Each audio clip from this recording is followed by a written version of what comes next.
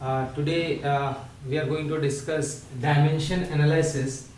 Now, as the name indicates, dimension, but it has nothing to do with two dimension, three dimension, or so on. Okay, we'll talk about that thing later on. But generally, we live in three dimension and so on, right? But it has a slight different meaning, and we'll talk about it. It's very powerful tool, and as you come to class 11th you will find that you can explore a lot of things using dimension analysis, right? Now, even the physics is very vast, and in physics we study about some quantities called physical quantities, right? So physical quantities may be force, maybe pressure, this and that, and list goes on. Okay, so in physics we study physical quantity, and examples, as I told, velocity, acceleration, whatever term you encounter in physics, right? Now, it turns out that that list is very huge, but all these things can be simplified under this, that we have 7 fundamental quantities, or these are also called base quantities. Okay, this is fundamental or base. So we have 7 fundamental quantities starting with mass, length, time, electric current, temperature, amount of substance, luminous intensity. Now, out of all, I'm sure you guys have not got this. Okay, so luminous intensity, as the name indicates, it has to do with luminosity, or it has to do with something called brightness, right? So bulb power sometimes are given in lumen, or sometimes it is expressed in lumen or candela. Okay, so you will not encounter much of this. Now, SI unit of mass is kg, length is mass, time is second, electric current is ampere, temperature is Kelvin, amount of substance is mole, right? We all know that from chemistry that 1 mole of anything contains Avogadro number of that thing. It may be atom, molecules, or so on. Now, so only we have 7 fundamental quantities, right? Now, if I know all this, then I can derive what is called derive quantities, or I can derive from them some other quantities. Those are called derive units. Now, example of a derive unit will be like speed, which is distance by time, which is nothing but meter per second, right? Distance is length and time is in measured in second. Same thing I can write about acceleration.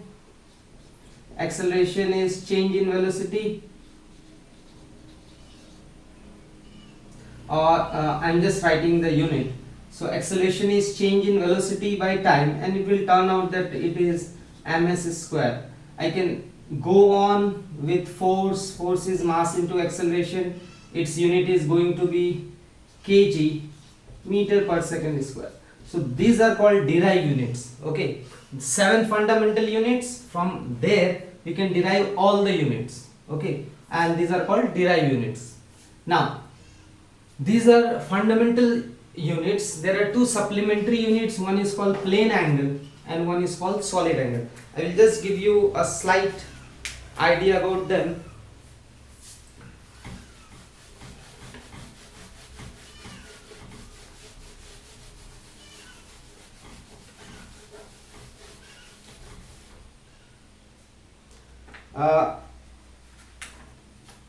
Plane angle means, suppose we consider a circle. So plane angle is defined as, suppose this is one point. So suppose you move from here to here. So if this angle is theta, okay, and this length of the arc is L and the radius is R, then we define plane angle to be L by R, where L is length of the arc. Okay, arc means this, and this is, now you can see it is length by length, so it doesn't have any unit, but we measure angle in degree, but in physics you will find out that angle is measured in radian. So just to give you an idea, suppose you go from here to here, then how much will be the length of the arc? Suppose you start from here and go around once. So you all know that this is perimeter of the circle. So 2 pi r and radius is r. So angle described will be 2 pi in radian. So 360 degree is equivalent of 2 pi radian. Right. Now, so 360 degree is equal to, you can see 2 pi radian. The whole angle is 360 degree, which we can write it like this. So only one conversion is there. Pi radian is equal to 180 degree. Okay, which comes out easily because 2 pi is 360 degrees. So pi will be 180 degree. So this is conversion. So if I have 90 degree angle, I will better write it pi by 2 in radians. This is in degree, this is in radian. This is the conversion factor. Now, solid angle you will study in, you encounter in physics only in one case, that is called Gauss law in class 12. But this solid angle is a three-dimensional concept. So if you guys imagine a sphere, okay, so a sphere is a 3 dimension and you select an area over it. Suppose this is the patch of the sphere and we draw this cone. This angle subtended is called omega, or this is called solid angle. Now solid angle is defined as this area by the radius square. So solid angle, we write it like this, okay, d phi is equal to dA by r square. Now this solid angle, you can imagine this to be a cone. Okay, you guys have all seen Cornetto and that ice cream. So this is just a cone. So the angle which is described is written in steradian or solid angle, and it is defined as how much area it is covering here divided by this. Okay, now let us move to the new topic or the next topic, that is called dimensional formula.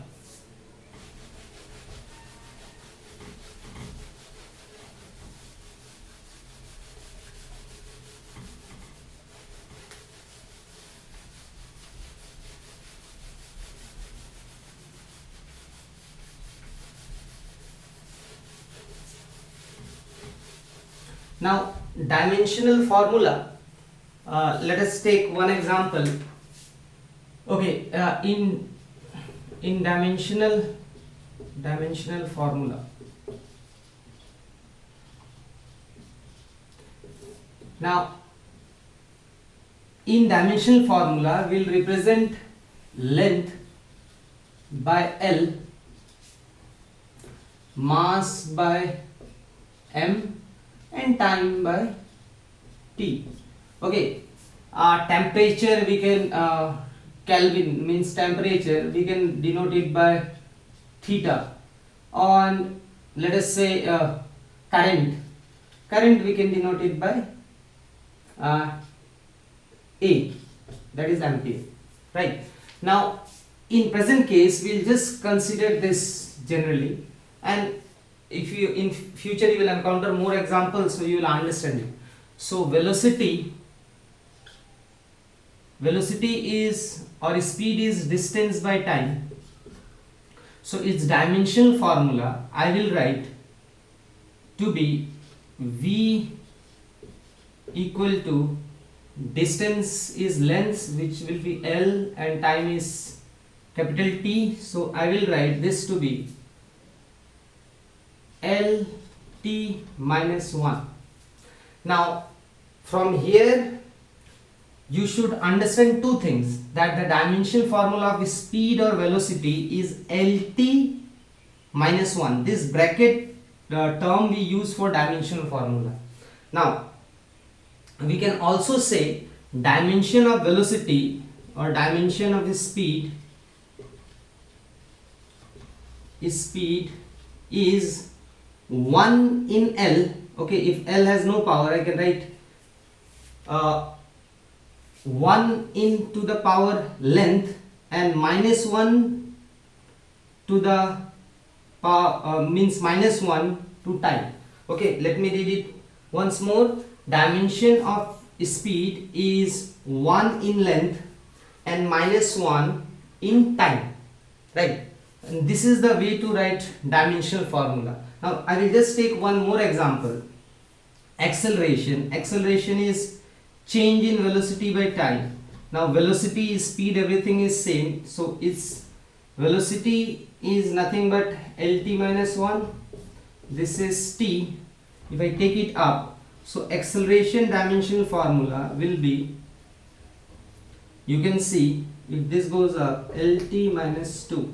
So dimension of A is 1 in length and minus 2 in time, and this is the dimension formula. Now you guys can try to make dimensional formula of one more. I am doing force equal to mass into acceleration. Mass will represent in m. Dimensional formula of A is lt minus 2, so dimensional formula of force will be mlt minus 2. Again remember, m has power 1 here, l has power 1, right? Now you can now you can make dimensional calculate the dimensional formula of work, then calculate the dimensional formula of energy, right? So these two you can try. Now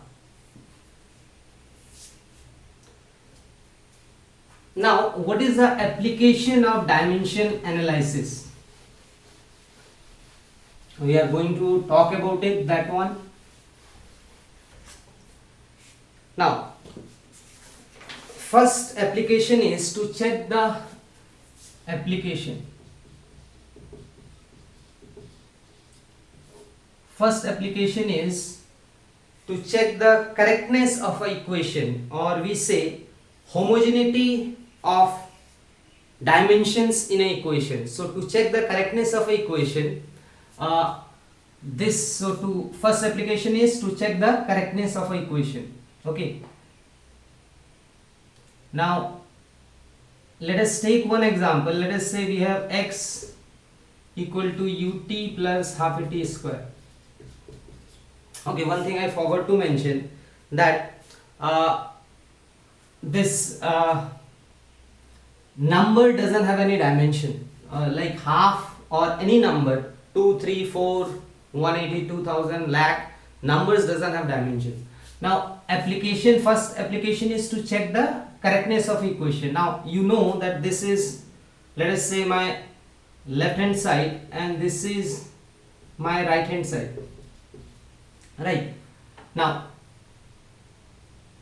dimension analysis says that, or that whatever is the dimension of this, same will be dimension on this side also. Okay, so LHS has dimension of length, this must also have dimension of length. In more proper way, it also says that you can, we are adding here ut and half a t square, right? So you can add and subtract,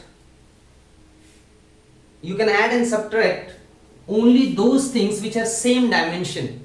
Okay, so if you are subtracting, like let us say x minus a, in physics I am saying x is a distance, this must be distance.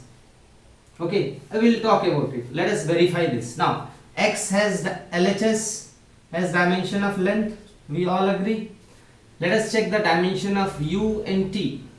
So u and t has, u is velocity, its dimension is lt minus 1, time appears here. So you can see this is t minus 1 get cancelled, so this is nothing but L. Half doesn't have dimension.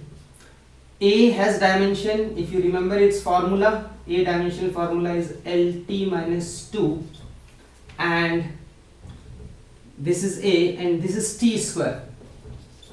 So again if you add, this two get cancelled, so you can see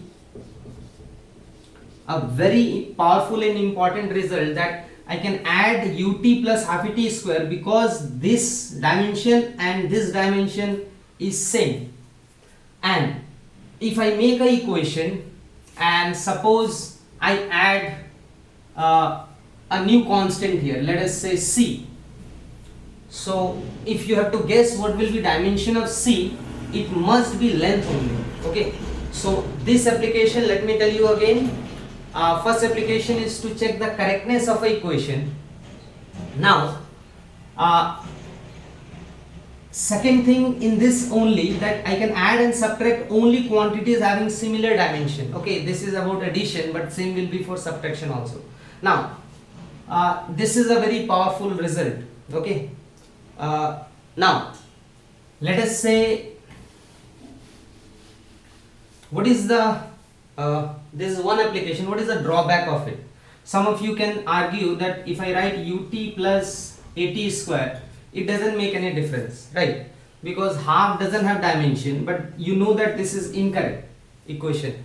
So to sum up the first application, it has limitation, it doesn't take care of it doesn't answer why half is appearing, but the limitation is only this. Okay, I can't write a formula like 3/2 and all, there is half there. So this is the limitation. So one dimensional correct equation, okay, so this is a dimensionally correct equation, may not be correct. Okay, this is not correct. This is dimensionally correct, but it is not correct. But a dimensionally incorrect equation will be always wrong. That is the summary of this part. So if you write this formula like to be ut plus at cube, you know that this will not add up to L, so this must be wrong. So a dimensionally correct equation is not always correct, but a dimensionally wrong equation is always wrong. Okay, now the second application is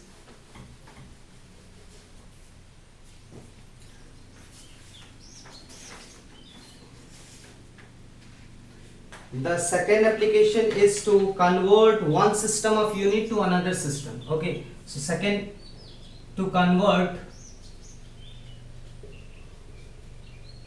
one system of units into another system. Now you guys all remember, like how means from your earlier classes, that 1 Newton is equal to 10 to the power 5 dyne, or 1 joule is 10 to the power 7 earth. Now this is called SI unit, this is called CGS unit, right? Now, so one is called SI unit, one is called CGS unit. How we can do this?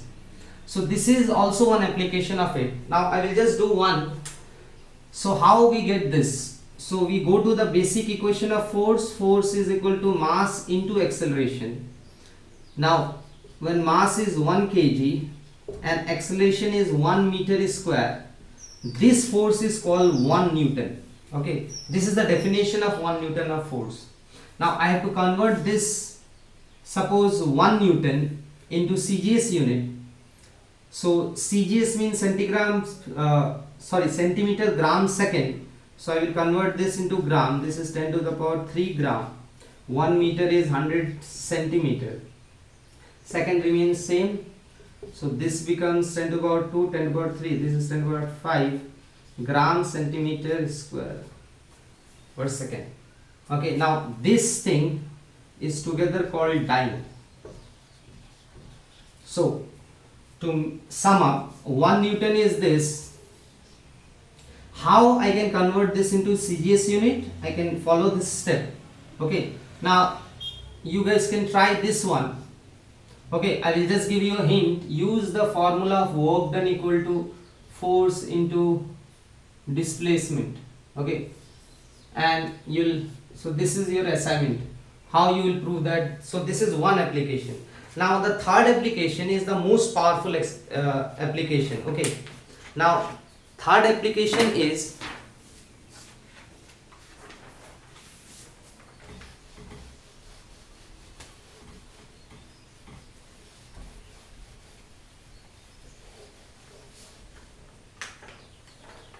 third application is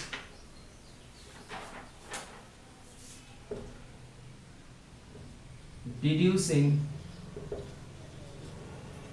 a relation among physical quantities.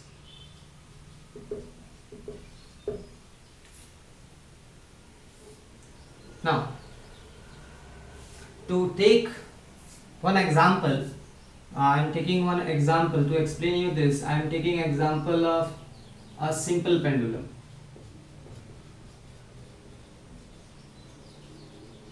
Simple pendulum time period is given by this 2 pi root over L by G, and here L is the length of the string, G is the acceleration due to gravity. But what is amazing in this formula is mass of the bob is not present. So let us say mass of the bob is this. Now, as a scientist now, or as a good observer, now let us say we want to derive this result. Okay, so this is our target. Now, how we derive it? Using the idea of dimension analysis. Now, first you all can understand, suppose I oscillate, so there is a time period. Time period somehow depends on L, G, and let us say M also. Why not M? Okay, so what we are, as an observer, we are saying that, let us say time period is directly proportional to the mass to the power A, L to the power B, and G to the power C. Now this is the first step which you have to understand. If you understand this, then it's going very easily now from here to here. So what is our target? You look at this system and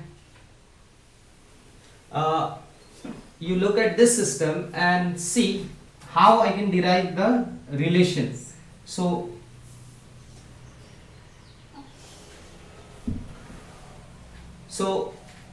as an observer, I said, let us say time period depends on M, L and G like this.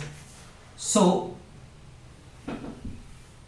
after this, if I remove the proportionality sign, I will get a constant that is called K. Let us say K is the constant. Now M is, we denote it in dimension by A, capital M. L remains same. G is acceleration. So G dimension is this to the power C. Okay, so now I have written this in dimensional formula. Mass M, length L, and G dimensional formula is this. Now T is this side, so K, M remains, no M is there, L to the power B is there, L to the power C is there, so this will become L to the power B, L to the power C, T to the power minus 2C. Now time period will become, now C base is same here, so M A, this will be added, so this will become L B plus C and T to the power minus 2C. Now if you are solving a mathematical equation, this is RHS and LHS, dimension should be same on both sides. Okay, so now next step, writing equating dimensions. Dimension is this power. Okay, equating dimensions on both sides.